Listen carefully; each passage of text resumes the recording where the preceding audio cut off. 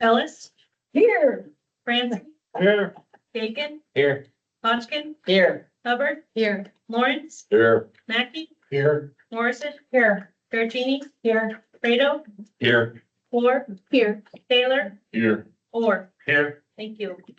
I was testing to see if you were loud, if the thing would pick you up and put your picture up there.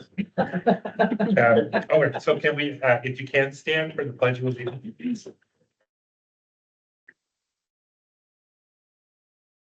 I Of the United States of America. And to the republic for which it stands, one nation, under God, indivisible, with liberty and justice for all. Thank you.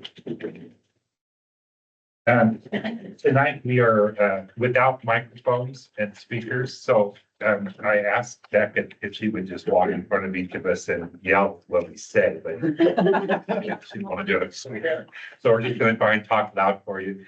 If you can't hear what some of us are saying, please raise your hand so we know we can speak a little bit louder. Okay, so Council President swore for the Motion to approve tonight's agenda. Second. first and second. Is there any discussion? No? Okay, all in favor?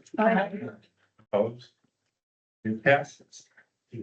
Now we have a presentation tonight from Margaret Betch. Yep.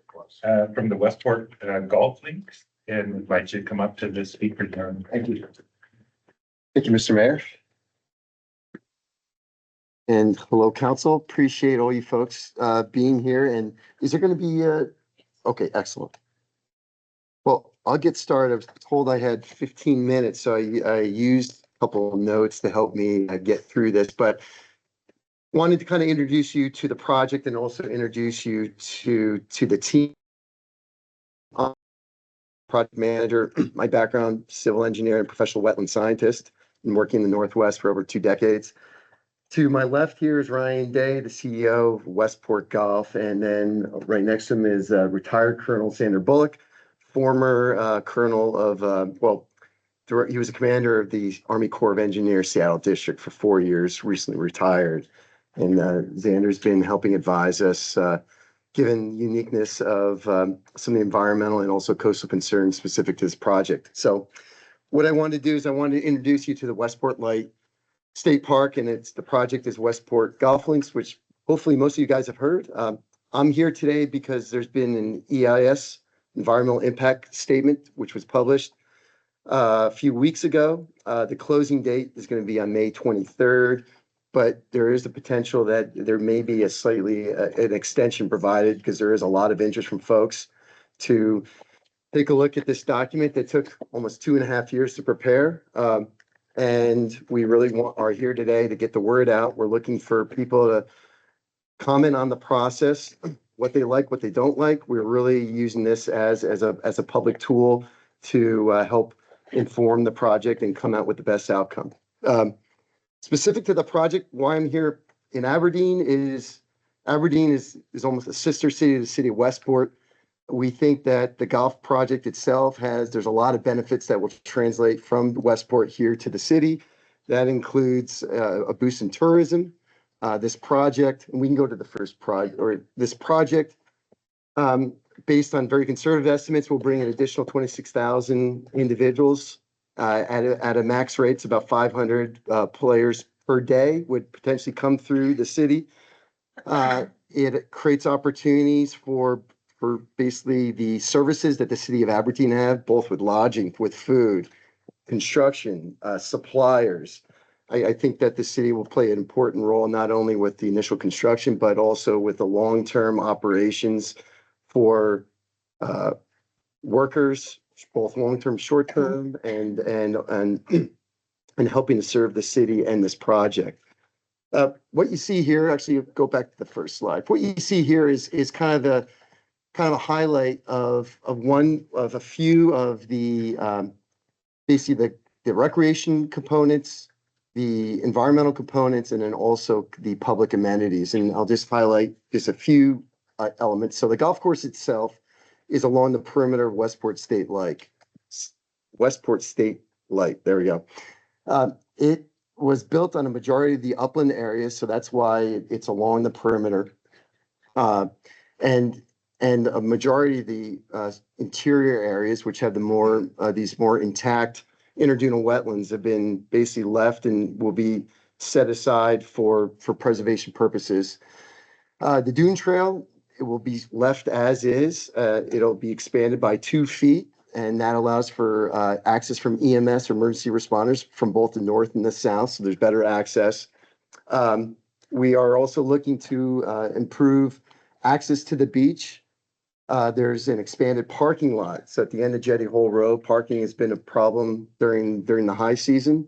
So it's a public benefit for non-golf related activities. So basically it's for the beach, not for the golfers. They have their own parking basically off of Forest. We're working with the city for water reuse. So instead of using potable drinking water as the source, we'll be looking to work with upgrades to the wastewater treatment plant. Instead of being discharged water directly to the bay, it'll be used as a source of irrigation for the golf course project.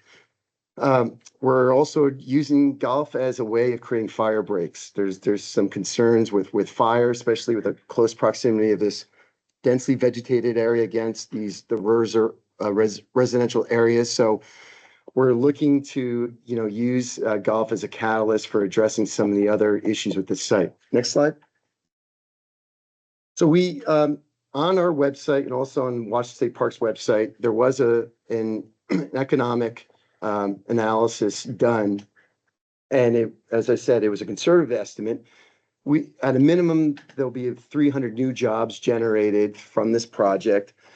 The project in all, and I'll talk about the phasing a little bit. It's probably north of $50 million of total investment in the project. It'll be broken up into phases.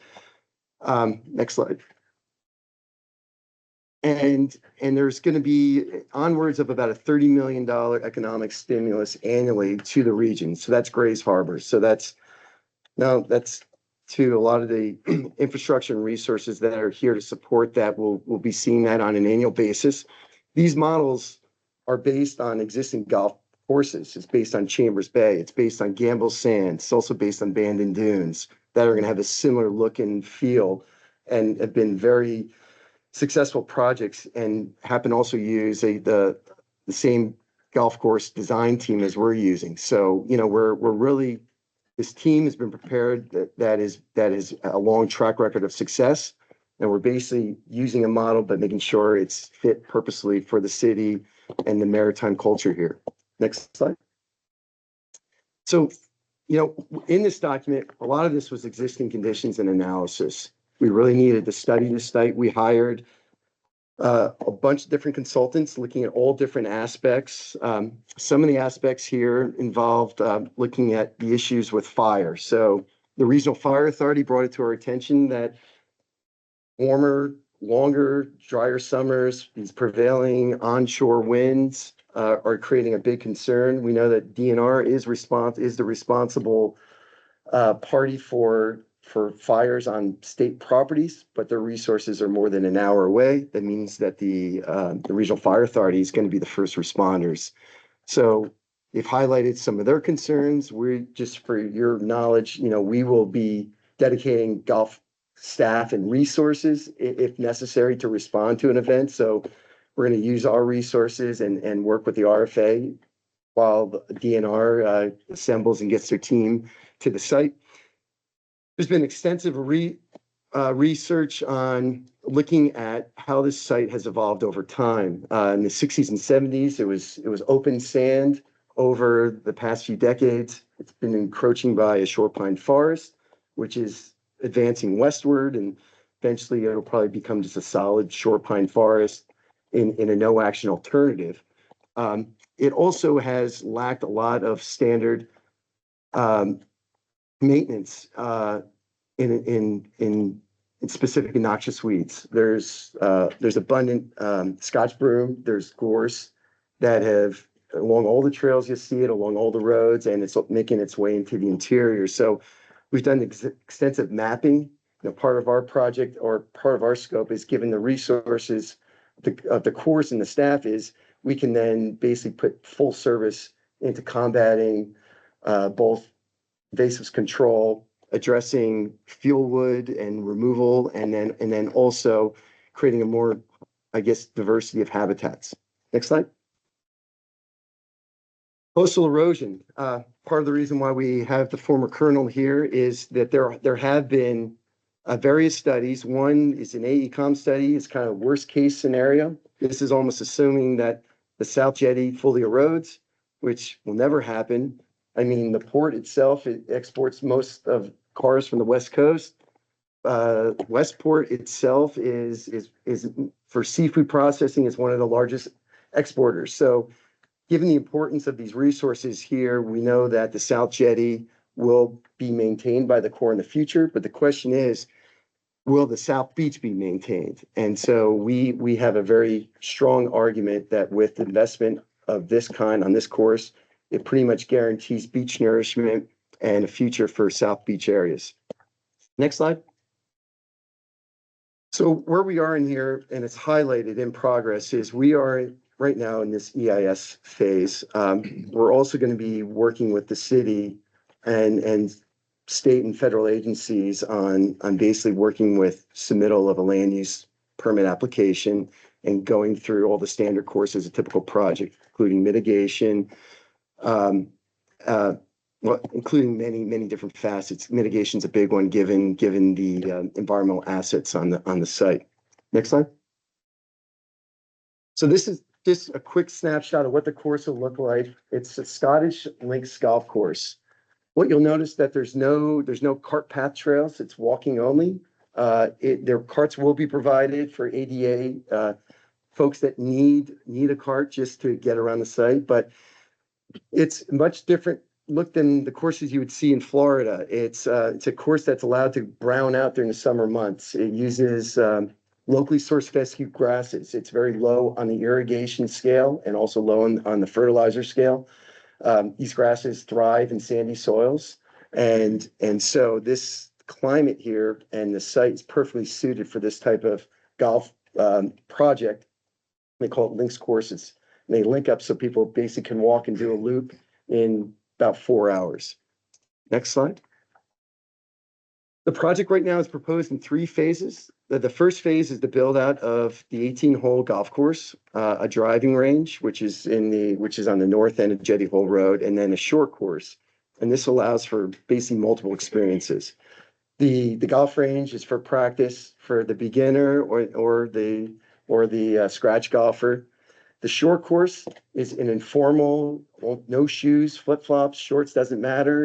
It doesn't matter the size of the party. It's a low cost entryway of playing golf, getting out there and having a short hour to hour and a half experience. The main golf course is it's a championship. It's designed by David McClay Kidd, who did Bandon Dunes. He's got a pedigree of world-class golf courses. People from around the country, if not the world, will come to play his courses. But this is also going to be priced at an experience that everyone can afford. We're going to be modeling it after Chambers Bay, which provides discounts to not only to the city, to folks that live within the counties, and then there's the out-of-state fee. So there's a tiered price level. So it basically becomes an affordable experience for everyone. What I show is in phase 2 is the build out of the clubhouse. So initially there won't be a clubhouse. There basically just be some parking and potentially 1 or 2 units to basically support a clubhouse and the guests that come here, which means a majority of the initial lodging is going to be off-site within Aberdeen, within the city. As the site progresses, we'll basically figure out when the appropriate time is to potentially build out a clubhouse and additional cottages, but still it's only been sized to basically accommodate about 1/3 of visitors. The rest of the folks coming here will be basically staying on off-site properties. And then last but not least, on the 3rd phase is what we show is potentially a bar and grill that's associated with the golf range. So that's an added amenity, but things are going to be done very, very purposely. It's also a model that's been used successfully in other golf courses. Build the course first, draw the attention, and then start building out the amenities. So it's being done in a thoughtful manner. Next slide. And this project just isn't about golf. It's also about recreation and expansion of recreation. Right now, the only recreation to the site is the Dune Trail, which is a little over a mile in length. It's less than 1% of total recreation on the site. We are proposing up to 3 miles of new trails that create an east to west connection, north to south. These trails are basically from the initial public comments we got during the DEIS scoping meeting. These are all public trails. They give people actually more access to the beach. Not only can you go from Jetty Hole or you can go along Ocean, you can actually cut from the city and go straight to the middle of the trail. So there's improved access, and these are also going to be ADA accessible trails. So it basically is going to be a more welcoming and actually a safer experience for the non-golfers. Next slide. I mentioned earlier, but this is at least a concept of how the parking lot along Jetty Hole would be expanded. We heard that during high summer months, even if there's an emergency event, the traffic's so backed up that the emergency responders can't even get in. So we're basically building out in these upland areas with increased stalls. We did a traffic study that identified we need an additional 44 stalls. So we basically are basing this current layout on looking at what the demand is and what the needs are. Next slide. Water quality, very important to us, but very, very important to the sensitivity of these areas, to the surfers, to the oystermen. This project is designed, as I said, it's a very low fertilizer atmosphere. Two, a bunch of these holes are all cupped up. So the rainwater basically, it collects and infiltrates within the golf holes. No water is being discharged off-site, none to the beach and none to the adjacent wetland areas. It ends up that it's from studies, and we had a third-party study done that's showing that the depths of sand, given the type of grass that we're going to be installing, it's ideal for nutrient retention, and there'll be extensive groundwater monitoring that we assume will be a condition of the project. So we're basically designing with a purpose to protect the natural assets and the adjacent environmental area. Next slide. Water's come up. There's been some, I guess, mischaracterization of the use of potable water and wasting an asset. And we, of course, we don't want to go that route either. So our intention is during the first 1 to 2 years, we'll be commissioning the North Well field, which currently is not active. So it was a well that was drilled in the 70s. It needs to be refurbished. So we will help refurbish that well. That'll give us about 1 to 2 years within that time frame. Then we can work with the city on getting the wastewater treatment plant upgraded to reuse for non-potable water reuse. Then we basically will switch water from the wastewater treatment plant, use that as the main source. And then meanwhile, the city of Westport now has a new potable water source to support the city's future growth. Next slide. Tsunami. This is, again, during the original scoping, we weren't aware, we are now, that we have some of the higher elevations within Westport is where we're situating the clubhouse and some of these open spaces. And so these places will be made available to the public, to the residents. They'll be improved. There'll be trails, signage. We're actually creating a clearing area, which is a putting green.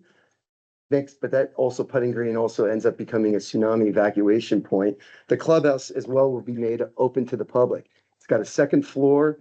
There'll be steps. So part of the planning is how to use this as a public resource during a time of emergency. So just wanted you to understand that is from the get-go has been the way we've been approaching this, as finding as many public benefits to get out of this project. Next slide.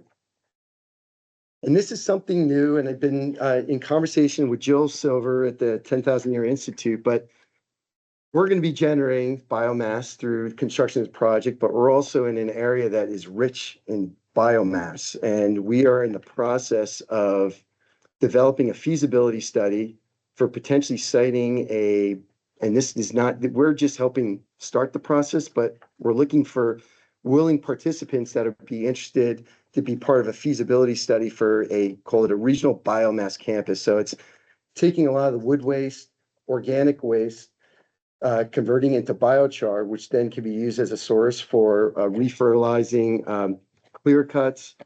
Biomass is just, or biochar is just the start, and I'm learning more about it, but it captures carbon. It's rich, it captures water, so it's a way of replenishing nutrient-derived soils, and it's a way of potentially creating local jobs.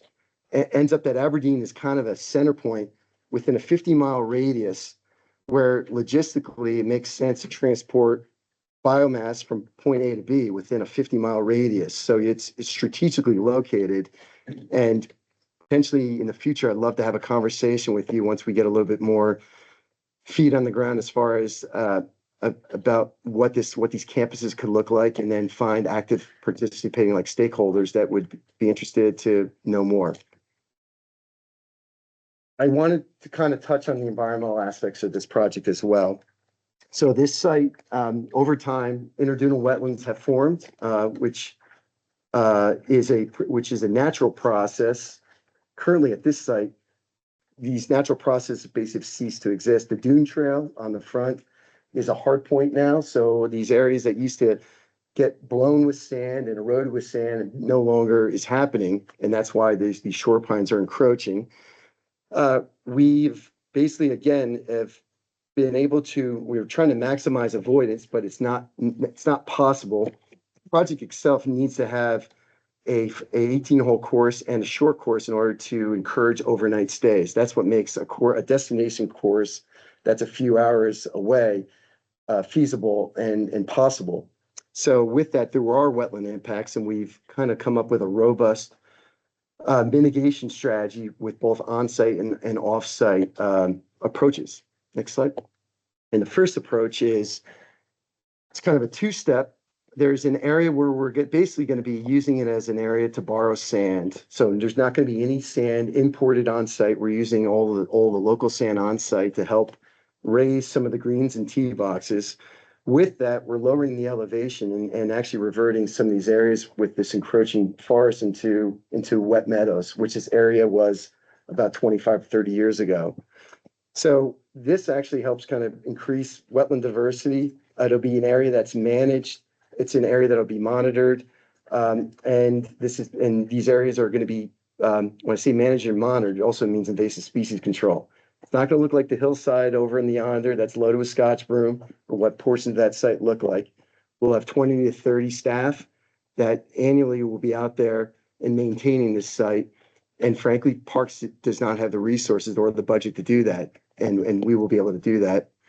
We're also going to be preserving some of the core, mature wetland areas within the site that weren't disturbed by the former golf project about 2 decades ago. So those areas will be set aside. And as part of preservation, it also requires maintenance and monitoring. So part of our obligations is basically start that process and use it through this project. Next slide.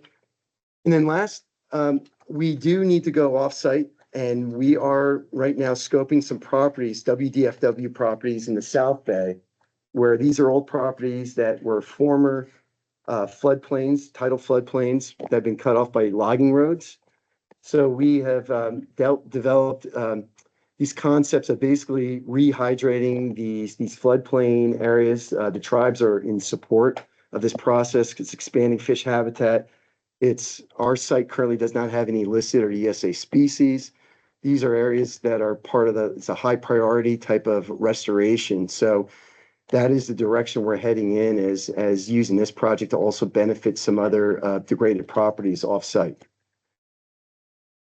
And then last but not least, I'm not necessarily the person that should be speaking on it, the former colonel is, but we want to get South Beach back on the Fed's radar.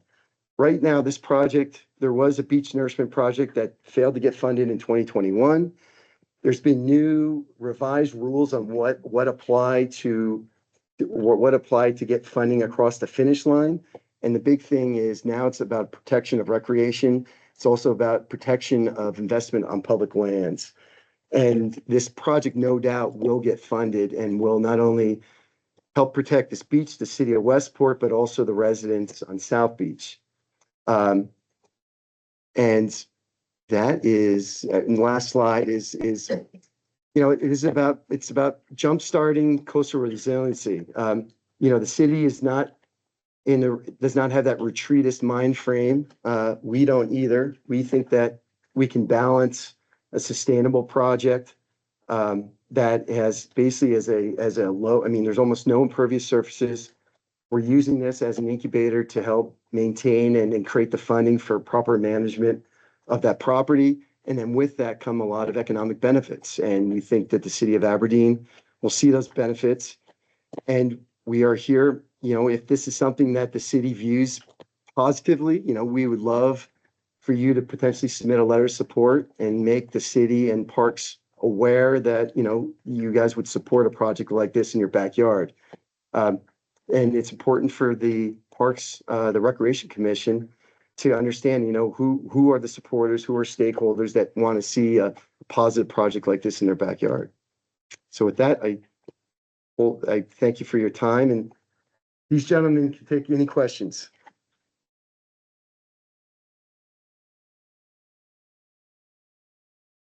Yes.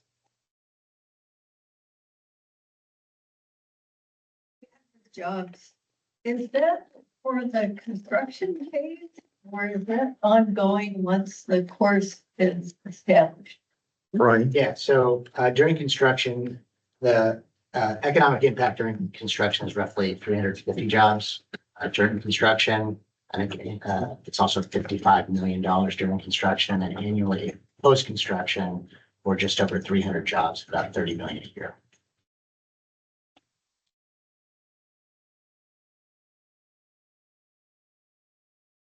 And how are you accounting for migrating shorebirds? Well, we did bring out, so we had part of the EIS does talk about shorebirds. There's not going to be any no lights at night. So the golf course is going to be dark, like all the other courses, no lights out there, no nets.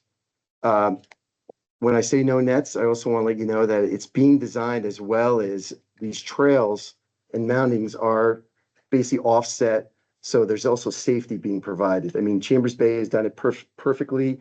The courses in Scotland have been doing it for centuries as far as separating golf from pedestrians and biking. So that deviates from shorebirds, but I was just saying that. So no lights, no nets. In fact, with the expansion of these wet meadows, I would counter that there's probably some additional habitat they would be utilizing with this project going forward. So yeah. And no work on the beachfront as well. So we're 200 feet inward of the ordinary high. So there's no work on the waterward side. Oh, the only thing I'm thinking of is, you're gonna have 350 employees. Any plans to expand housing in Westport to accommodate all these new people? Yeah, so we've been engaged with the mayor. This is an ongoing issue in Westport. This isn't new. There hasn't been a lot of new housing developed in Westport in quite a while. As we all know, housing prices have been going up. And so we've actually started the discussion with the city council and mayor's office on identifying surplus properties where that investment could be made. It's early. Obviously, we haven't even started yet, but I think it's important for the city to have a partner like us moving forward that is going to have the same interest in ensuring that there is affordable housing within the city limits of Westport. But that's also going to be a concern in the region as well. So we're absolutely at the table with the city trying to figure out the problem and the best ways to solve it. Okay, good. Yeah, I know they kind of struggle getting all of their fishery people, housed, especially when they're coming in seasonally and, having a place for all of them to live. So housing's an issue in Westport. Yeah, okay. We got some spots open here in South Aberdeen. Park. Yeah, we got some spots for you. It's not that far. Yeah, more questions? It is. The Jetty Hall Road section, the parking. Yes. Is there any consideration on putting like a restroom or a fish cleaning station there? Oh, good question. I went through this quick, but there's So there is it's a turn stand. So we proposed a concession stand for small food and beverages. So it's on the south side of the parking lot. It also happens to be around the 11th and 10th hole is what they call the turn. So there's no names yet, but that potentially will have 2 additional restrooms. And it's a place, it's just open during daylight hours probably from 8 to 4. And that is actually going to be for both beachgoers and golfers as well. So it's open to the public.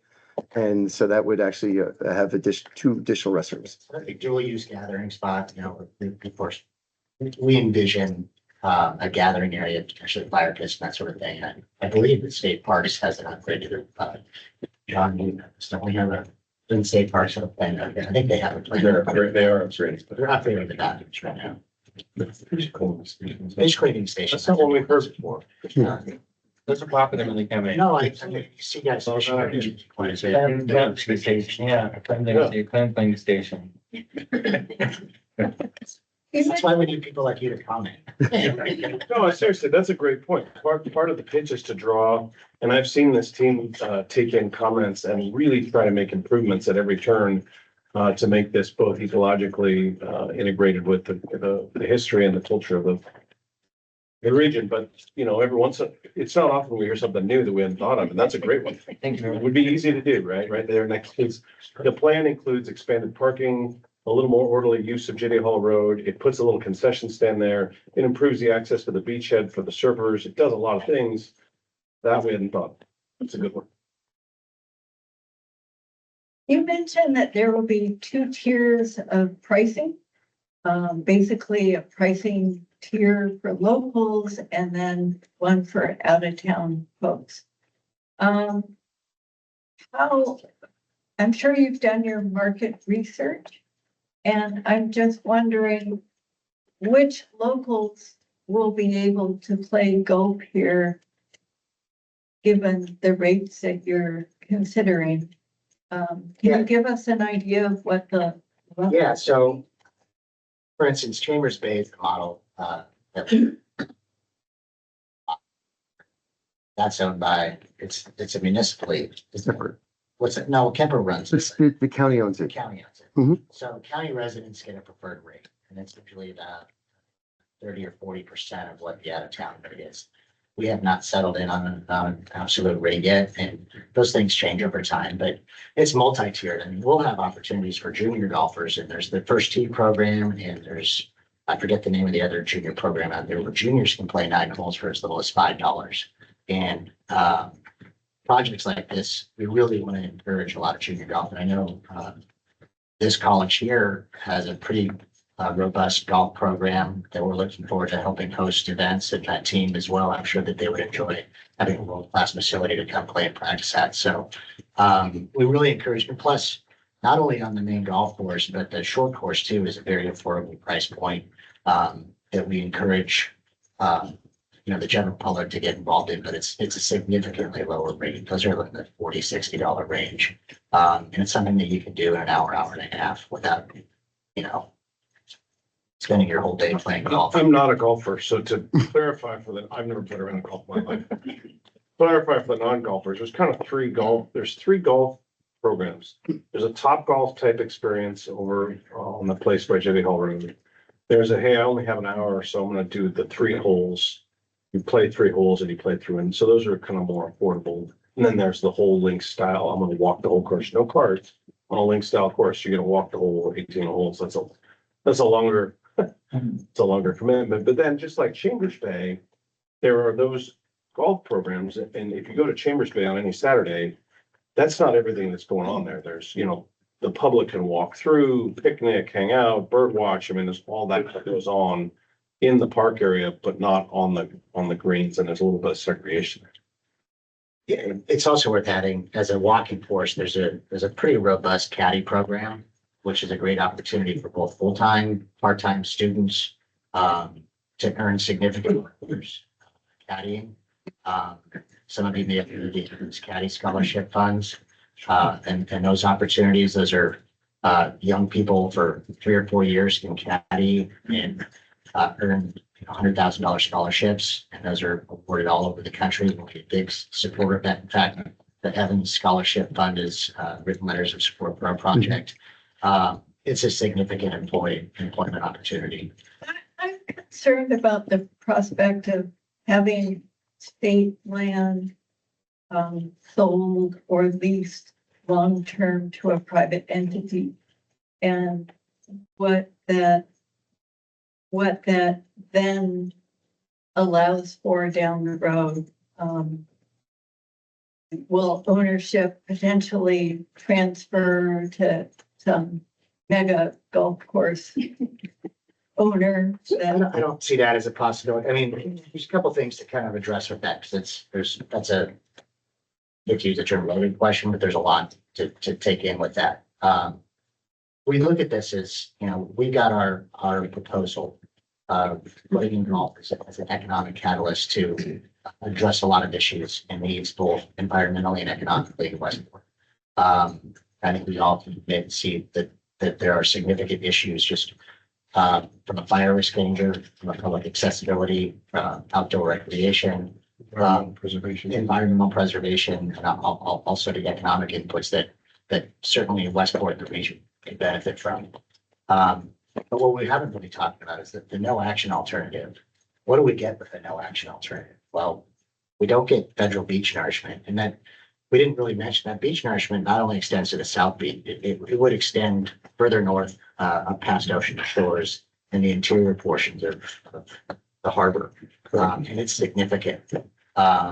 So drawing that line in the sand, pardon the pun, where we're going to get federal support to not have to take the retreatist attitude, and we can stop the ocean from coming further eastward and potentially being a massive negative impact in Westport. We can do that. With a no action alternative, that place is either going to become a monoculture of shoreline, illegal, worse, could potentially burn down, or it's going to be under the Pacific Ocean. So strategic investments with a light touch, I say it, we literally planting grass. Let me answer. I'm going to follow up, but so it's a lease agreement. So the park retains ownership. It's up to 80 years. Within the lease, it outlines all the obligations. So it's a formal doc where there's all these fiduciary and obligations as the operator. The project itself is not different than other park projects. Parks has 5 other golf courses on Parks land, state park lands. This would be the 6th golf project. Parks also has 11 concession agreements with private operators. Mount Spokane is actually the largest. It encompasses 1,400 acres, and they operate a ski resort. And it's a concession agreement with a private entity on public lands, and they have a long-term lease agreement. So we basically fit within that similar category. Bridle Trails is a huge 14,000 acre, or Tiger Mountain is just mountain biking, 14,000 acres. That's single use. This is, I would say, is not necessarily single use because we're adding trails and whatnot, but golf's a big footprint. But there's a lot of precedent within state park lands of single use concession agreements and these long-term lease obligations. Anybody else with any questions? Unfortunately, we are out of time, but we have their contact information and we can certainly forward it on to all. I appreciate your time. If you have any questions, please send them through Becca, and we're always available. So thank you. All right, now we're going to open up public comments. Please limit your comments to 3 minutes. Start with your name and your ward. Hi, I'm Nancy Kyle, and I'm representing History 98520. I don't have a ward. I don't live here. But I would just like to say we're looking forward to our workshop with you and hope we can all get on the same page, but that's not what I'm here to talk about.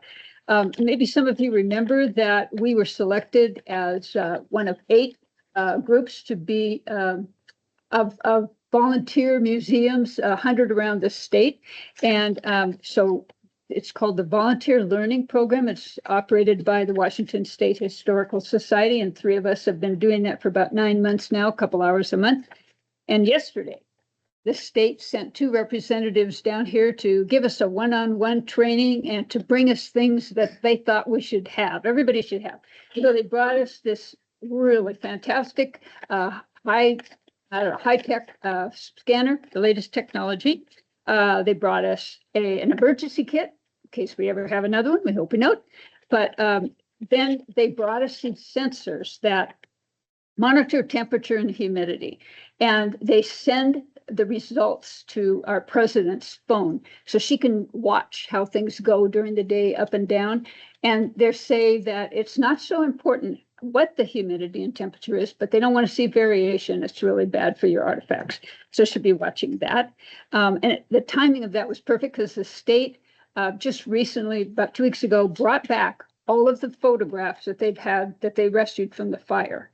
And so they've had them all these years and they've done a lot of work on them. Still a lot left to do, but the boxes, I mean, these huge shelves, we've got them, they're 25 boxes per shelf, 4 shelves high, two, I mean, it's a lot. But included in there are glass plates, negatives, 16mm film, things that are a lot more sensitive to the temperature and humidity fluctuations than just the photograph. So we're excited that the state's working with us on that. We take every opportunity to get educated. We are on the collections concerns conference call every month, at least one of us, maybe 2. And these calls, museums from all over the state call in and tell what kind of challenges they're having with their collections and what kinds of things they've run into, and we can tell them about ours. And the state gives us advice, and other places that have had a lot of experience, they give us advice too. So we enjoy that.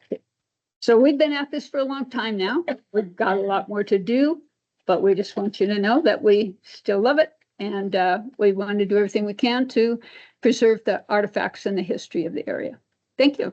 Thank you. Anybody else have a comment?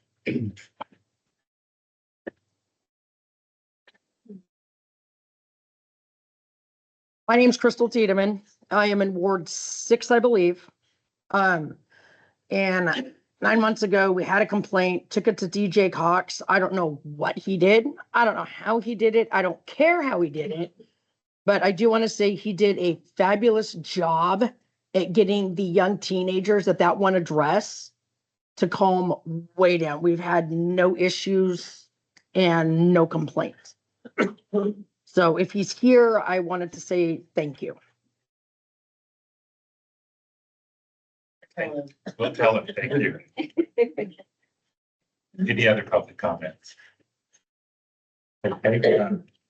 Oh, sorry. Come on. Hello, everyone. Janice Robbie, librarian with the Aberdeen Timberland Library. Last time I was here and I talked about our library of things, it seems like people were interested in the light therapy lamps. So I brought one so you can see it. Comes in just a little kit. We have 2 of them at Aberdeen right now. There are others that you can place holds on. Whenever you get your little kit, it has a little light therapy lamp. And then it also has your booklet and your charger. So everything that you need to use these, they do check out for 21 days, just like everything else. If there are no holds on them, you can keep them for longer. This is, like I said last time, the idea is for you to test it before you make the financial decision if you want to buy it. And there are a lot of other really great stuff that you can check out. Montesino has a lot of like cooking supplies that you can use if you need like baking stuff, or grill season is coming up. They have a lot of that sort of things. And we have birding backpacks and math backpacks and reading backpacks and just all of the backpacks. Thank you. There any other comment? All right, and we'll move on to the consent agenda with council. A motion to approve tonight's consent agenda, which includes the minutes from the April 23rd meeting, accounts payable and payroll in the amount of $3,886,321.78, including check numbers 26237 through 26239, 89490 through 89696, and wires 1861 through 1873. Second.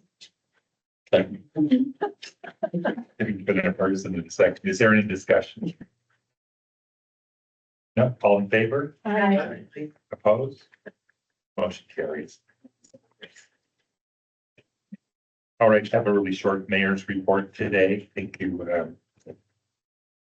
Friday, if anybody wants to come and help, at noon to 4, I'm painting, I'm gonna have a little team.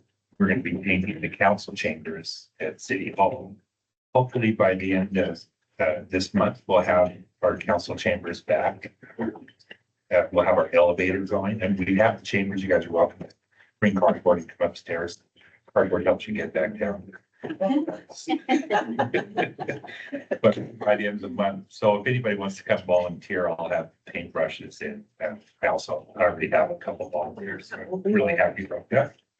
And then I also wanted to thank the Parks Department and for getting their restroom at Morrison Park removed. We've had a lot of issues with it for about 8 months or so, and finally they came and carted it off, which made some people upset, but kind of happy. And then I got a note this morning saying that there's a new one there. So from somebody who complained before about it being bad. So I'm really happy that there was the with these fixed. So, if you have to use the bathroom, Morrison Park's place. All right, do we have any council report? Yes. Council for Canellis. So this last weekend, we had jet ski races on Lake Aberdeen. And I have never witnessed such a thing and hearing so much about it. I stopped by on Saturday. And the setup seemed to work ideally for this. And there were locals enjoying the beach on the east side of the lake, and most of the racers were on the other side. The crowd weren't as noisy as I thought they would be. And people seem to be having a really good time. I stopped by again today just to see if there were piles of garbage, and there weren't. In fact, there were lots of people fishing, both from the shore and several little boats out in the lake. And they were reeling in the fish. I saw this huge splash, and this guy brought in, okay, it was dipped in a net, but this one couple left with their full complement of 10 fish for the two of them. And they said it took them 2 hours and they were just sitting on the dock. So it's such an accessible place for folks to go out and enjoy and put a hook in the water. And that was lovely to see. And thank you to staff that made all of that possible. Thank you. Any other council reports? We had a meeting last night. Some of you were here tonight that were there. It was for Ward 3 and Ward 4 at the high school. We got some really good input on changes that you would like to see happen. One of the big complaints was what the downtown looks like. I spoke with our city administrator about it. She told me all sorts of exciting things that are going on down there as far as places getting, fixed up and the improvements that are actually going on. And we did talk about, creating some ordinances and making sure that people that own the buildings down there are keeping the outsides clean and doing what they need to do, just so when people drive through town, their building isn't an eyesore. So we're gonna really work on that, because that has been an issue long before Emirates started buying up all the property down there. It's been decades in the making. So we're gonna really make an effort to see our downtown be much more attractive. And so I just want you to know we're gonna be working on that. We heard your complaints. Thank you. Anybody else? Yes. Just jumping off of that, the next town hall will be for wards 1 and 2, so I will be there, Councilmember Taylor, Councilmember Gagan, Councilmember Mackey, and that'll be at Stevens School on Monday, the 19th at 6 p.m. Thank you. Is that it for the council? All right, staff, let's see, Administrator Clemens. Thank you, Mayor. So just to kind of go off of what Councilmember Hodgkin was talking about, there were about 25 people at last night's town hall meeting. The general themes that emerged from that were about vacant buildings, a new vision for the city, and beautification and supporting our schools. So the superintendents also delivered a presentation on the projects that they have going on with the new school construction and the seismic projects that they have going on. They will also deliver those the same presentation at the next two town hall meetings, which as Councilmember Morrison said, Ward 1 and 2 will be at Stevens Elementary at 6 o'clock on the 19th, and then June 10th, Wards 5 and 6 will have their town hall meetings at AJ West.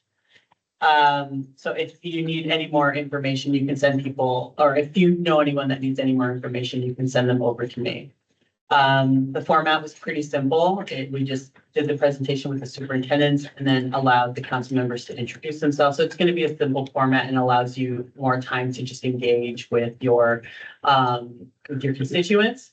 If you want a different format, please let me know. Otherwise, you're going to be running the show and I will just be there to support you. And I did receive a request for a couple directors to be present at your council meetings, and they will be in attendance as well.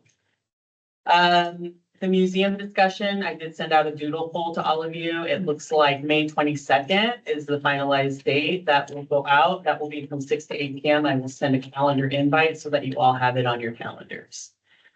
The Utility Rate Advisory Committee, the next meeting for them will be next Wednesday, May 22nd, or excuse me, May 21st. That meeting will be hosted by City Engineer Nick Bird, who will go over high-level information on public works, what they currently have going on, and then how it relates to rates. So he will deliver a presentation then for them.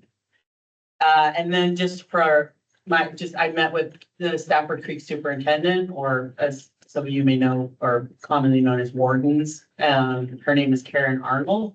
I was able to catch up with her and find out what's happening out at the prison and the new juvenile center that will be going in there as well. They have a shortage of volunteers, not necessarily church volunteers. They have plenty of church volunteers there, but more for the different programs that they have there. So they are looking to recruit. We tossed around the idea of like a volunteer fair. I know that the city could always use volunteers as well. So just more information to come. But again, Stafford Creek is short volunteers and always looking for people that want to volunteer out there, serve. So that's my report. Are there any questions for me? Thank you. Right, directors reports, are there any directors would like to report? Since there's no microphone, I figured I'd walk up there. I thought you were leaving to go to the restroom. No. On the agenda tonight is a request from the Grace Harbor Conservation District asking the council to allow them to apply for a lodging tax grant. And I have David Marcel is on from the Grace Harbor Conservation District to provide you some background as to why they're making the request. David, can you hear us? Yeah, I can hear you. Can you hear me okay? Yep. All right, awesome. Yeah, thanks for teeing that up, Stacy. So essentially, as you guys know, we're now managing what was called the Aberdeen Sunday Market, now the Aberdeen Farmers Market. And we've secured a couple grants to help run that to date. One of them, you guys provided a letter of support for close to 2 years ago now.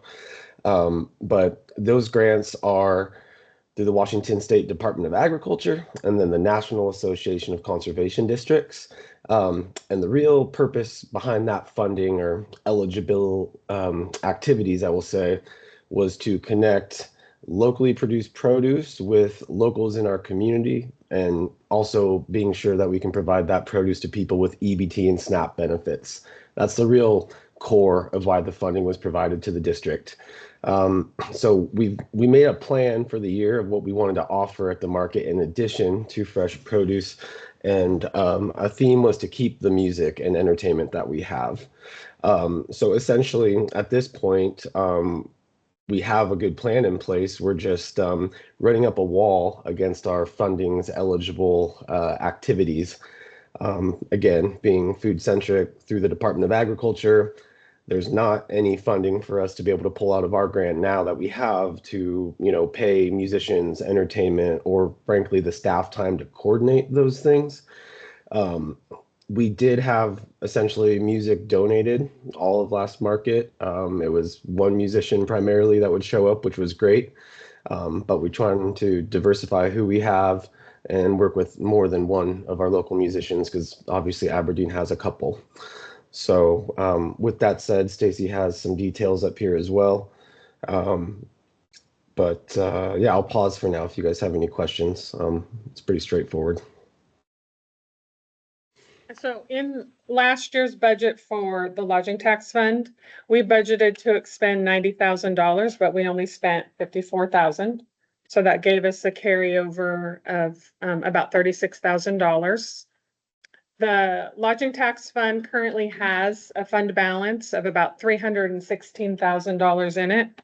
The lodging tax fund does not impact the general fund.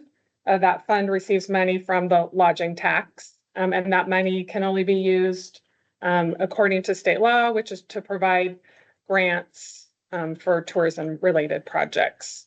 So this agenda committee report is just for you to give them the permission to apply. If you approve and adopt the committee report, then the Conservation District would submit an application that would go to the Lodging Tax Committee for review. And if they support it, then their recommendation would come to you at the city council meeting, and you guys would determine if you would fund it. So right now, today is just asking for permission to apply, because this is outside of our normal application time. Did anyone have any questions? I've got just a quick question. I'm just wondering if the farmer's market, is there any statistics taken, by who's running it for the amount of people that are attending and where they're from? Yeah, sure. So yeah, a big challenge we're running up against, Whole Harbor ran it, the nonprofit, and they did a great job at starting a great event. One downside with turnover or inconsistency there was not a lot of vendor data collected, both in income as well as, general participation. But I have ran a booth there for the Conservation District every Sunday the last 2 years. And my observation is there's not enough customers. And so by the people running it, that'd be myself and a couple of our education program managers. The interesting thing I'll say, when we dug into the feasibility report as to why it was placed where it was and what day it was and all that, it spoke to that eastbound traffic on Sunday mornings was our highest traffic level in town. So therefore that should be the day and time that we host the market. But again, being there the last 2 years, my observation was it was basically that traffic is everyone sitting in traffic, leaving town, right? Heading home out of the beach areas. Not a lot of them stopping in. We had our usual customers, but I would say it was more local than tourist. And the tourists that I was engaging with at our booth, they actually were from kind of all over the state. Other counties, kind of Pierce County was a popular one for whatever reason. But yeah, I could ramble on and on, but I hope that gets at some of those stats you're asking about. And I would be interested in collecting, the stats and maybe if the people running the market, maybe you could talk to like a really successful farmer's market like Ellensburg, Washington. They have a phenomenal farmer's market that they do on Sunday that I would love to see the city, you know, get more vendors in, get more people in. There's a lot of food vendors, and the produce was awesome, and I was blown away. I know that So it'd be fun to talk to them and, you know, see how they're doing it. Yeah. David and I'll- his staff attended the state farmers market conference. And they Yeah. found that's why they moved it to Saturday. So David, you can speak on that just a little bit more and then we'll wrap it Yeah, up. for sure. Yeah, we talked to some very big successful markets. Ellensburg was one of those in attendance, and they were kind of the oddball as far as their day goes. It's just unique to that community. It worked. But most of the farmers markets that are big and what I would call an enhanced version of what we have, which is our goal, it really is a Saturday market, with some of them being Thursday for whatever reason. Those are the two most popular dates out of the farmers markets being run across the state. And then a lot of it too was we did a lot of statistical research on through the USDA and through even private studies about what day most Americans buy their groceries. And it is by far Saturday. So again, our mission is to connect food with folks and double their EBT budgets if they have that, up to $25. So they bring $25 in EBT, they leave with $50 of fresh produce at our market. So yeah, we have reached out. It's not to say that we're not going to use adaptive management for the duration of us managing the market. If we get good feedback, good ideas, if changes are recommended and that makes sense, we're very happy to do that. Yeah, I'll leave it at that. Well, thank you. Thank you. Right, thank you. Thank you, Director Barnes. Are there any other directors? Okay, we'll move on to request for council action finance. Chair, Councilperson Freeman. The Finance Committee requests recommending the City Council authorize the Grace Harbor Conservation District to apply for a 2025 City of Aberdeen lodging tax grant. Accepts their proposal. And we would say returns myself because of a conflict of interest. I'll second that. All right, it's been first and second. Is there any discussion? Get outside the door. All in favor? Opposed? Motion carries. All right, Public Safety Council person or council chair. Public Safety Chair, Councilperson 13. Okay. We have a request recommending the city council approve the request to surplus the used Glock 17 handgun with loopholed RDS and flashlight to Gunorama for sale, a transfer to a retired officer. I think not that we approve it. Been a first and a second. Is there any discussion on this? Yes. Councilperson Ellis?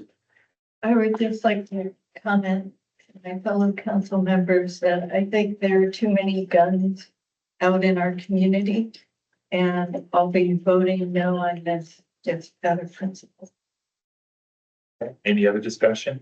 So they're selling it to a retired officer? Yes. It's in his. Okay, well, I'm in favor of that. And we will have to pass a background check purchase. Yeah. Oh. Well, there you go. Any other comments? All in favor? Aye. Opposed? No. It carries. Thank you very much. Okay, next we have a request recommending the city council approve the request to surplus K9 vehicle number 399 and replace it using seizure fund monies. I know that we adopt this report. Second. Been moved in second. Is there any discussion on this? For the expensive vehicle. Boy. That was my only comment. But it's not a- it's not a- That vehicle actually lasted a lot longer than the typical vehicle. Yeah, it is. Yeah. How old is that? How old's the old one? 12 years old? 28, was it 8 years? 2018, Oh, yeah. 2018. It's due to replace next Yeah, it was gonna be replaced next year anyway. The engine just. So, Okay. yeah. Yeah. Any more discussion? All in favor? Opposed? Motion carries. Thank you. Now we're going to Public Works with Chairperson, Frank. Hi, I need to yield the floor to Nick Birch. To announce the ADA survey. Yes, in the council packet on page 19, you'll find an announcement relating to our Americans with Disabilities Act self-evaluation and transition plan. As part of our transition plan, part of what we're doing is we're putting together a public survey. Our consultant is traveling around town. You may have seen him out there. I actually received one report that he was out there on a scooter and had a cowboy hat. It's a hard hat. So if you see that guy, he's actually working with our team facilitating the ADA evaluations on whether or not the grants are appropriate. But as part of that evaluation, what we wanted to do was we wanted to release the information to the public. We've got a QR code and a couple of links that are included in the council packet on page 21. Both of those sites will take you to a survey. So if you're aware of barriers that you've had trouble with or family members have had trouble with, feel free to go ahead and report those barriers. We may be aware of them, but identifying those barriers and having that feedback come from the public helps us prioritize those. If we haven't identified them, it's helpful feedback that we missed something and that we need to make sure that we have that addressed. So please, if you get a chance, check the QR code out. I apologize, I didn't print any off, but check the QR code out or check the transition plan link on our webpage out and please participate in the survey. Thank you, Nick. Great.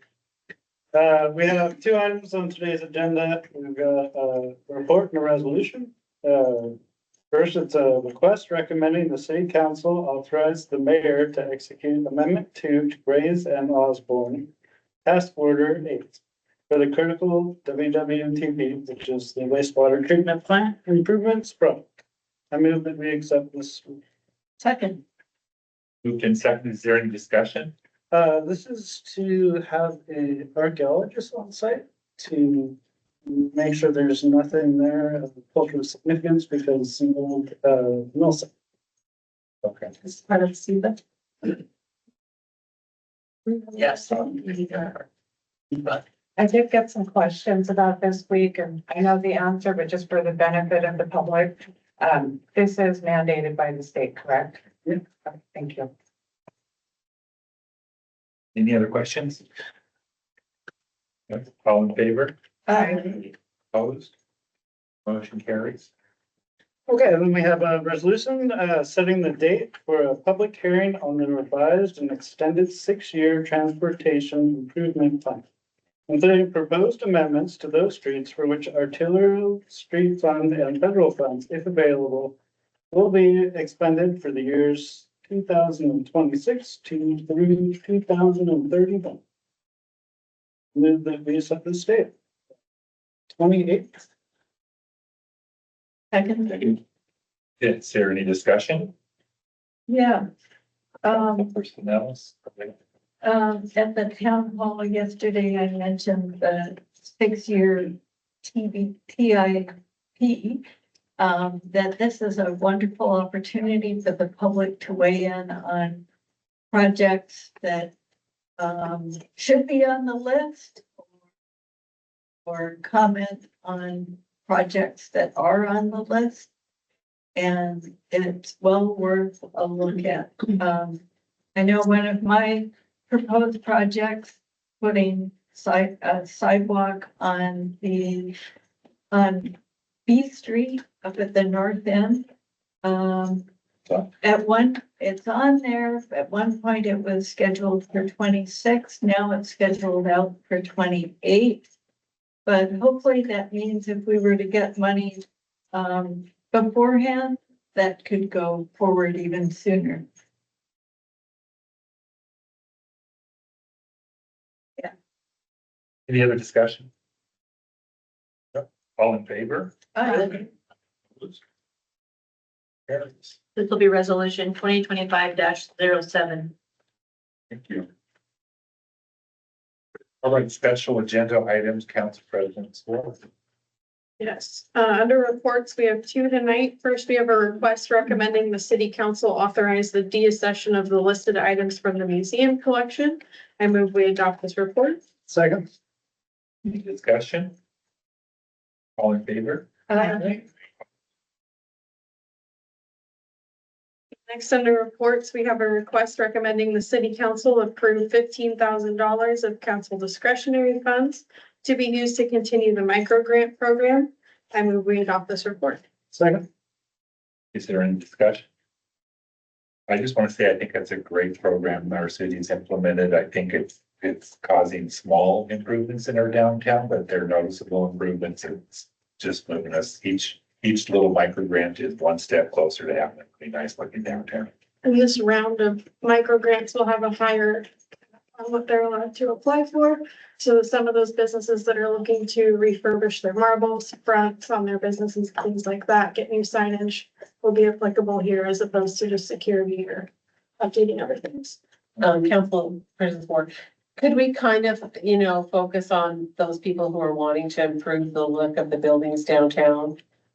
That's what I would like to see. You I have think to that's apply what it for the is. program, so you would. Yeah, but I don't know, what other things they can want to spend their micro grant on, but is it on just the exterior condition? Okay. But, go ahead. Thank you. A couple months ago, we did a wrap-up report for 2024 on the micro grant program. Some of you, councilman, if you weren't there, but, this was actually a very successful program, and they had two pots of money, and it's kind of, you see two examples. We used the grants from last year. But what they found is just by combining them, making one grant and allowing a larger threshold, it would allow people to invest more in the exterior. That's what these are for. It was for security and exterior. That includes windows, signage, painting. But when the cap was at $500, it's really hard to get a lot of painting done. Paint is really expensive, especially good exterior paint. So that's why they asked for a little bit more money and also extended the limit for the grants. And yes, people were very excited. They were taking advantage of that. I'm just really happy to bring this forward. And just for a side note, of the 25,000, all that you guys spent out of your discretionary funds last year was 10. So obviously this program is very successful. You could give more money if you want. Director Scott, could you tell us how many people took advantage of that program this last year? Yeah, oh gosh, you had, I can't remember on the spreadsheet we gave out. That's a really good question. I'm thinking like 15 or more businesses did. But the biggest thing we heard was that there wasn't, the threshold was just so small that there was just so little that they could do with it, so. I had a question, so I know this is personal.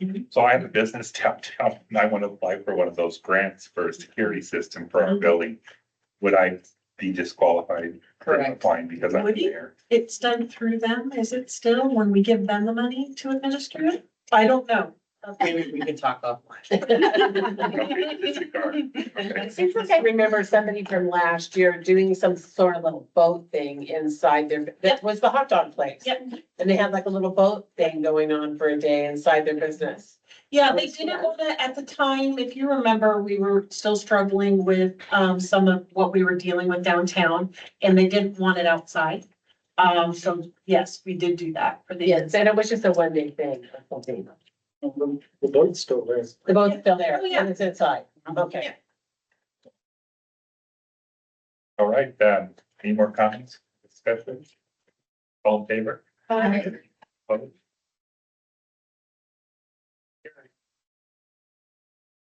Ordinances, we have one. It's the first reading of Bill 2025-06, an ordinance relating to the Code of Ethics, amending AMC Chapter 2.24. I move we adopt this first reading. Second. Is there any discussion on it? I just had some questions about, possible amendments to it, kind of narrowing down and not leaving it quite so open to abuse. Possible abuse, you know? I guess I would be curious as to what elements you're concerned about that with. Well, I think, if we have the chance to discuss it as things come up, and if we have some concerns, if we could make some amendments, I think that would be, good, because we don't want people to take advantage of it and just create for the sake of creating problems. Right. Which we have some elements that like to do that.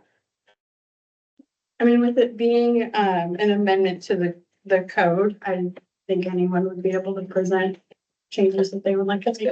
That's good, yeah. Any other questions? On that note, if I can, like you said, so that people can't just cause an issue. So it has a pretty specific, protocol that has to be followed before the complaint is even accepted, I guess. I think that's what you're referring to.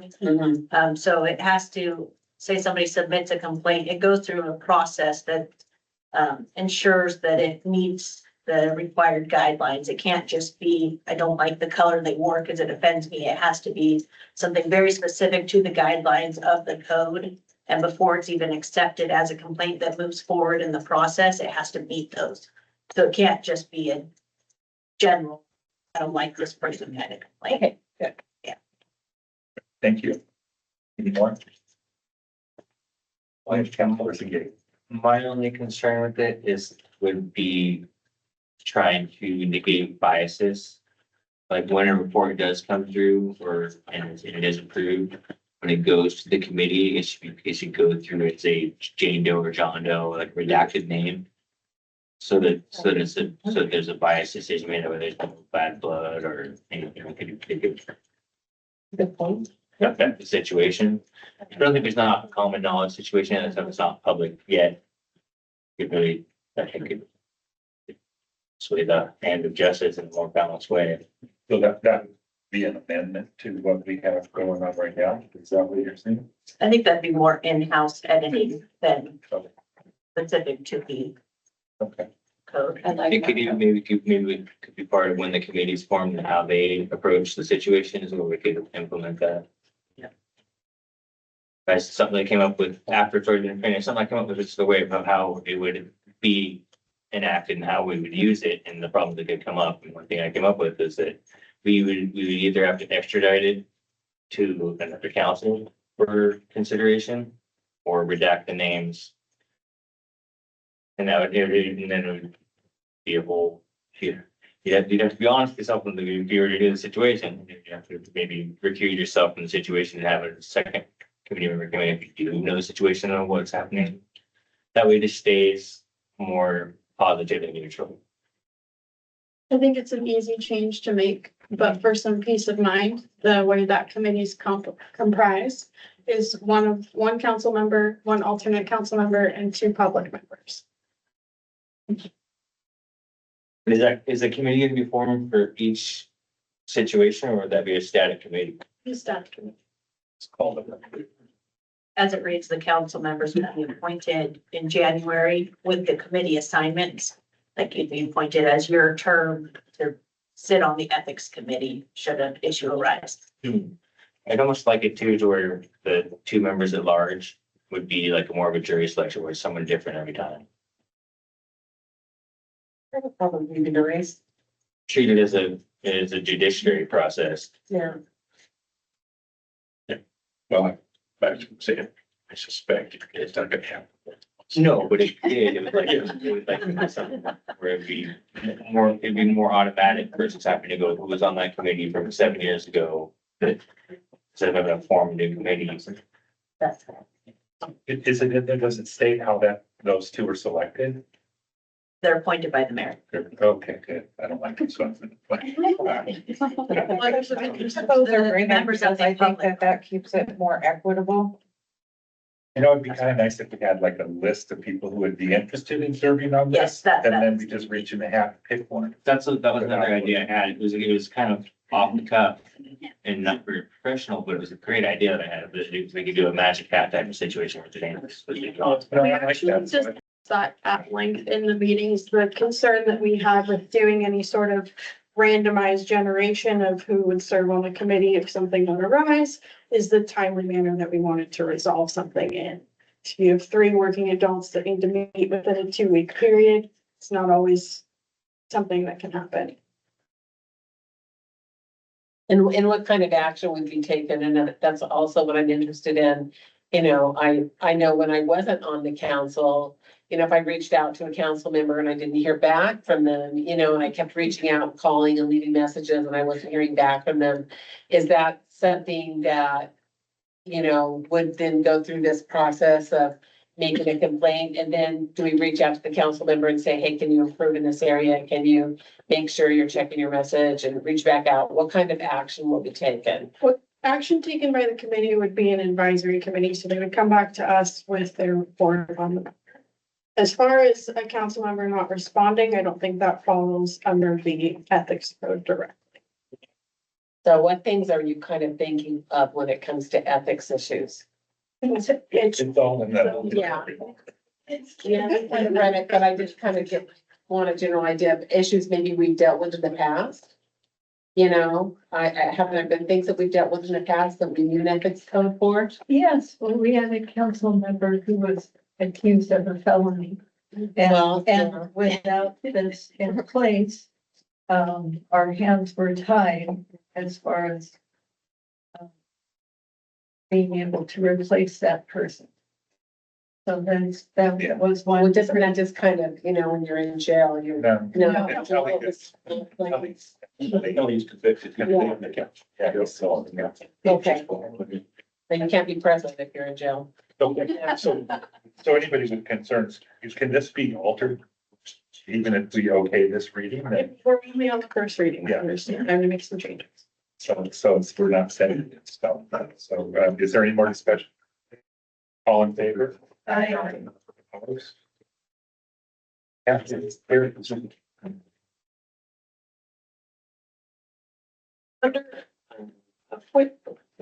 No, go ahead. Under appointments, we have the 4 new folks or some returning folks for the 2025 Lodging Tax Advisory Committee.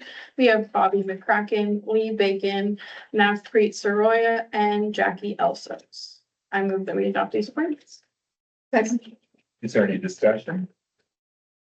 Nice to see some new names. Yeah. Yeah. All in favor? Aye. Motion carries. Okay. Yeah. 16. Yeah, okay, so I have a proclamation here to read. It wasn't printed, sorry. All right, so a proclamation, Public Works Week, people, purpose, and presence. Whereas Public Works professionals focus on infrastructure, facilities, and services that are vital importance to sustainable and resilient communities, and to public health, high quality of life, and well-being of the people of Aberdeen. And whereas these infrastructure, facilities, and services could not be provided without the dedicated efforts of public works professionals who are responsible for rebuilding, improving, and protecting our city's transportation, water supply, water treatment, solid waste systems, public buildings, and other structures and facilities essential for our citizens. And whereas it is in the public interest for the residents, city leaders, and children of Aberdeen to gain knowledge and maintain an ongoing interest and understanding of the importance of public works and public works programs in their respective communities. Now, whereas I, Douglas Orr, Mayor of Aberdeen, Washington, do hereby proclaim the week of May 18th to 24th of 2025 as National Public Works Week, I urge the entire Aberdeen community to join in activities, events, ceremonies designed to pay tribute to our public works professionals, engineers, managers, and employees, and to recognize the substantial contributions they make to protecting our national health, safety, and advancing quality of life for all. Passed and approved this 14th day of May 2025. Mayor Moore.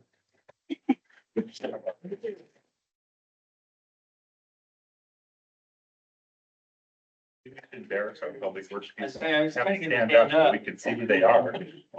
Come on, stand up. For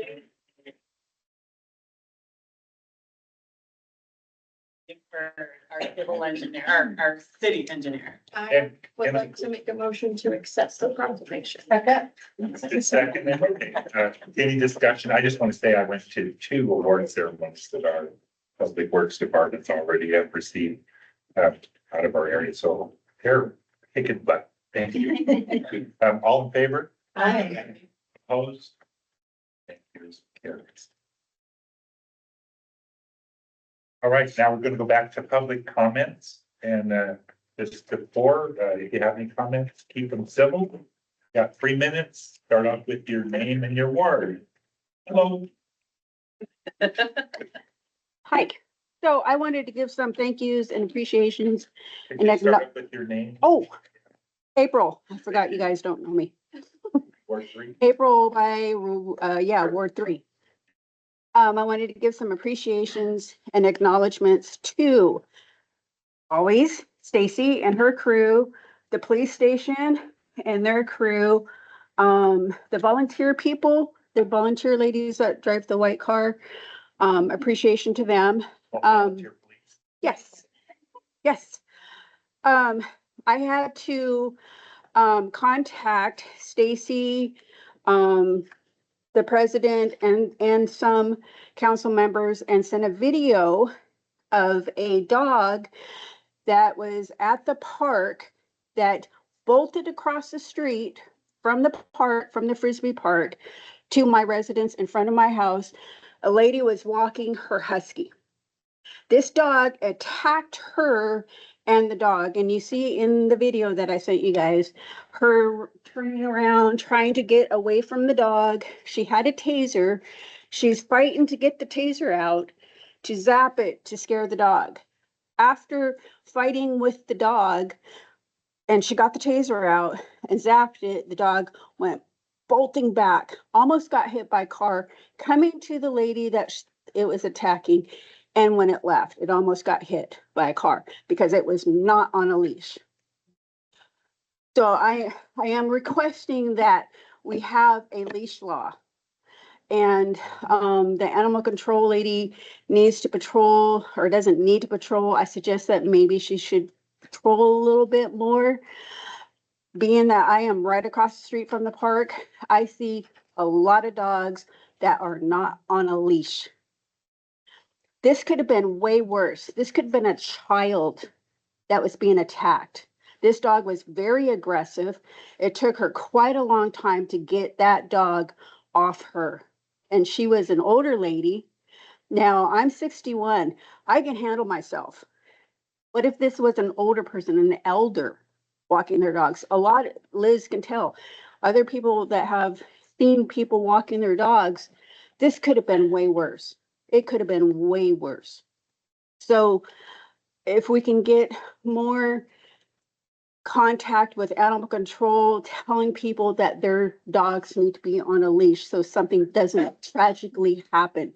And if that means hiring another animal control person, besides, I know Chris is always really busy. Maybe that's something that, I don't know, it's probably not in the budget, but volunteer, maybe somebody can volunteer and help Chris out where something tragic doesn't happen. April, was that owner with that dog? No. Yes. Yeah. No, So the it one wasn't that was a- attacked. The other one, there was. Oh, yeah. The other that one was, attacking the- was it out for a stroll on its own or was? it was at the Frisbee park. It Yeah, wasn't, it was it was an somebody owner. else? The owner was at the Frisbee So park. it had an owner Mhm. who just didn't have it on a leash and it Yep. was, did not. Yep. Okay, that's Yep. good enough. So, but thank you for all the people that took my email seriously. Thank you. We're at this time apart. All right, any other comments? Les Bolton, Ward 4. I just wanted to respond to Councilmember Hodgkin's statement about the farmer's market. I was on the original group that came together that did the feasibility study.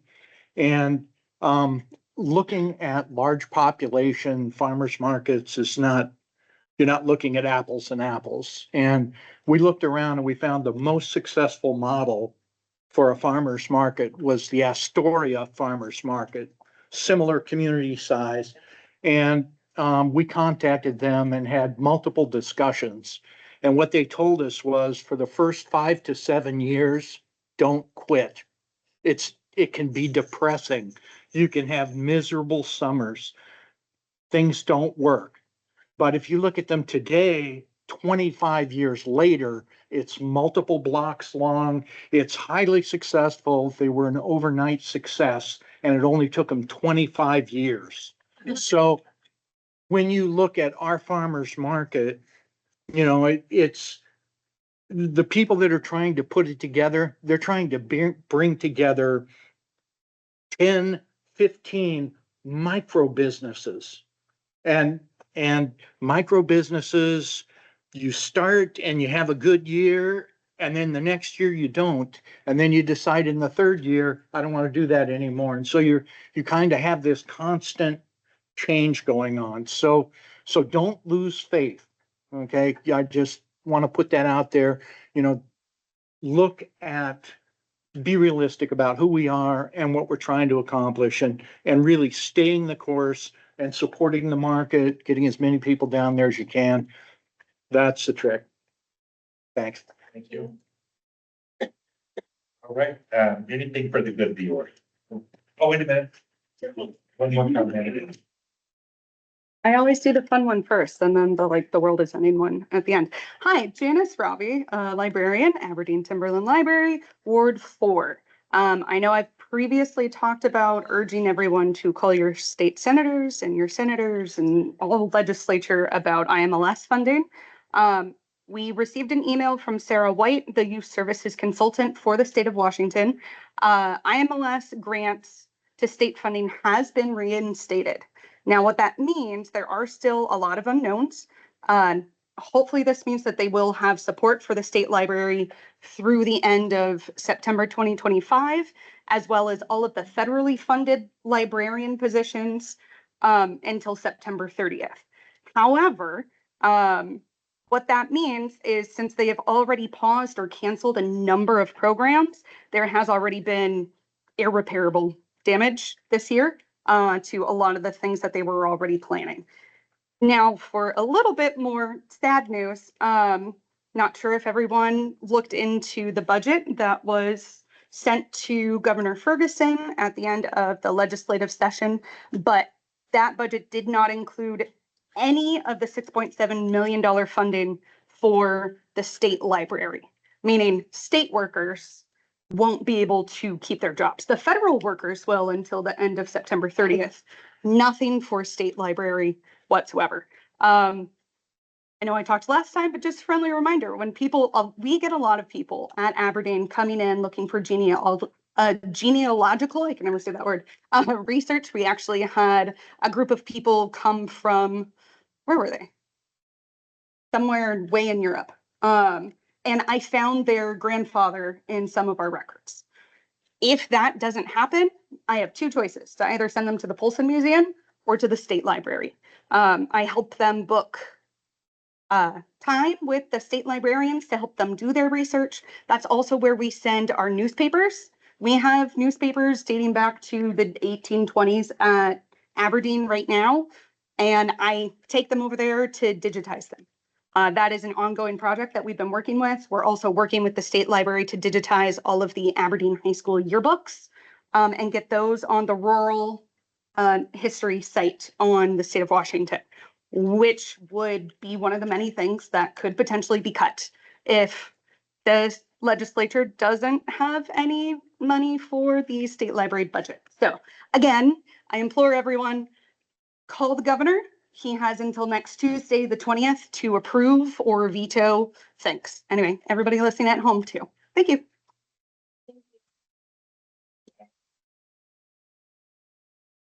Now we'll move on to, for the good of the order, anybody has? In case he wants. Speaking of budget uncertainty and everything, you provided an update at the town hall last night about the rail separation funding, and I was kind of hoping you could provide an update. I actually will defer that one to our city engineer, Nick Bird, who could speak to that. Appreciate it. Fair enough. Long story short, the House budget originally presented in March did not include a portion of the funding, whereas the Senate budget did. After quite a bit of work, various different channels, the most current budget that is in front of Governor Ferguson includes everything as it was originally presented and adopted in 23. So we're back on track. The last little piece is that we need that signature so that we can keep the ball rolling. Thank you. Of course. Also, before the governor was museum funding that we had requested. We had originally requested 2 pots of money that came to about 2.1 million. So far, only 1.7 made it before him. So our museum project funding will be short. Our hope is that the group that we hire to do the construction will be able to find other sources of money to further fund the project. So otherwise, I have already talked with our architect and kind of explained to them the shortage that we're experiencing. And it looks like we will be, there might be some tweaks that we can make to the current design that might shave off the price tag a little bit. Unfortunately, our library wasn't selected. We were selected in the initial round of budget propositions, or proposals. We were positioned to receive $2 million for our library remodel. Unfortunately, we were not selected this year, but we will make sure that we are included in any future funding grant requests, so in the future. So we're gonna keep trying, but again, with the library project, we do have an endowment that will cover the cost. It won't cost the city any money at all for that capital project. So, but it's just nice to have additional money to pay for. So was the money that was lost, was that matching money then, or was that any kind of matching funds or that? No, it was just the cherry on top. It was just nice to have like $2 million to be able to pay for that. That could essentially continue, save our endowment. Right, different, so. Yeah. Okay. Thank you. Anything else? Yeah. Oh, I'm sorry. Given the feedback that we had in the conversation that we had about the ethics code, I am gonna ask the committee to meet again before our next meeting. If you had any other concerns after reading through the packet that you wanted to be addressed, please feel free to send them to either myself or Deputy Clerk Weiss, and we'll get them addressed. Thank you. Okay. May 21st at 10 a.m., there's a tree planting at Pioneer Park with American Forests. American Forests is a national organization that has been very active in both rural forestry and urban forestry for like a very long time. For them to come to Aberdeen is a really big deal. We will likely get national press out of this because they are here. The state DNR community forestry folks will also be here. So if you can, fellow council members and the public, do come Pioneer Park, 10 a.m., May 21st. I bet shovels are provided. So just wear appropriate attire and I'll see you there. Yeah. Anything else? All right, I'll make a motion to adjourn. I know that we're adjourned. All in favor? Thank you, everybody, for coming. We appreciate you taking your time to join us. I didn't have.